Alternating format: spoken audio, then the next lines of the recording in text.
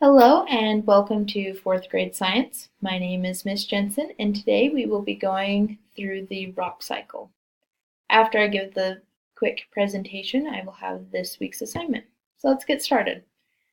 First, we have a volcanic eruption, and when magma or lava comes out of the volcano, this creates an igneous rock after it has dried.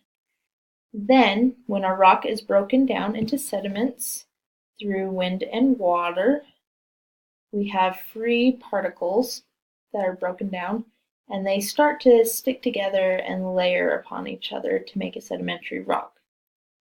Once a rock goes through a lot of pressure, this creates a metamorphic rock. As you can see with the sedimentary, it is layered on top of itself, and on the metamorphic, it is more curved. So that's how you can tell it's gone through pressure. After the metamorphic rock has been under so much pressure, it eventually goes back into magma, which goes back into the volcanic eruption and starts the whole cycle over again. So this week's assignment, I would like for you to bring 6 different rocks to class so that we can categorize them and figure out what kind of rocks they are.